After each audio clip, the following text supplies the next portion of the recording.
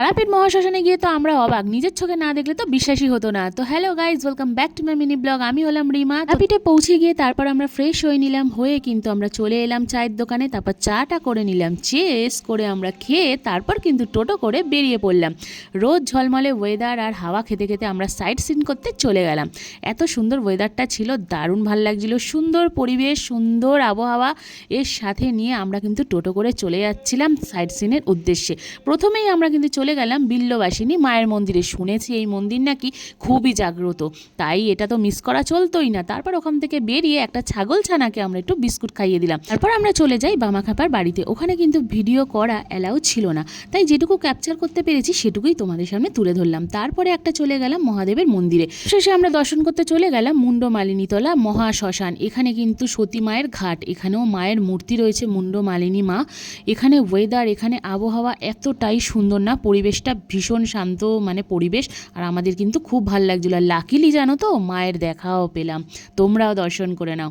তারপরে ওখান থেকে বেরিয়ে পেয়ে গেছিলো খিদে, তো এখানে আমরা কচুরি আর ধোসা অর্ডার দিয়েছিলাম, সেটাই আমরা খেয়ে নিচ্ছিলাম। পেট ভরে ওখান থেকে খাওয়া দাওয়া করলাম, দারুণ ভাল লাগছিলো খেতে। আর সত্যি গরম গরম লুচি এই শীতের মধ্যে কিন্তু বেশ লাগছিলো। তারপর তো খাওয়া দাওয়া সারলাম, সেরে কিন্তু আমরা বেরিয়ে পড়লাম একটু কেনাকাটি করতে। মা তারার ওখানে গেছি, কিছু তো কেনাকাটি করতেই হতো, তাই না বলো? তো তারপর কিন্তু আমরা দেখছিলাম সব দোকানটা ঘুরে ঘুরেই দেখছিলাম।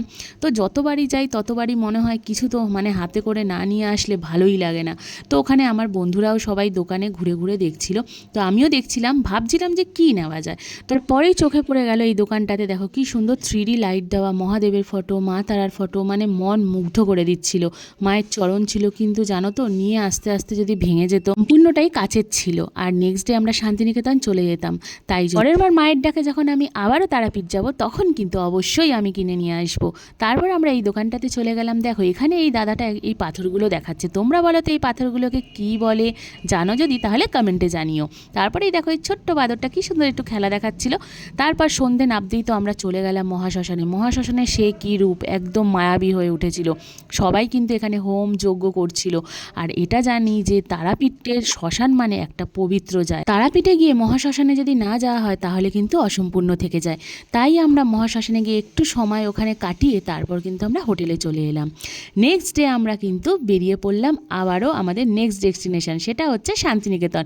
এখানে তো আমরা সবাই একটু ঘুম দিয়ে দিলাম ট্রেনের মধ্যে। তারপরে ফাইনালি নেমে পড়লাম বোলপুরে। তো স্টেশন থেকে বেরিয়ে টোটো করে সিধা চলে এলাম আমাদের হোটেলে। আর হোটেলে এসেই দেখে একটা সুন্দর কোজি জায়গা, সেখানে কিন্তু দেখেই বোঝা যাচ্ছে যে কবিগুরুর জায়গা, কারণ এখানে একতারা রাখা ছিল। চলো তাহলে দেখা হচ্ছে ভিডিও নেক্সট পার্ট নিয়ে। বাই।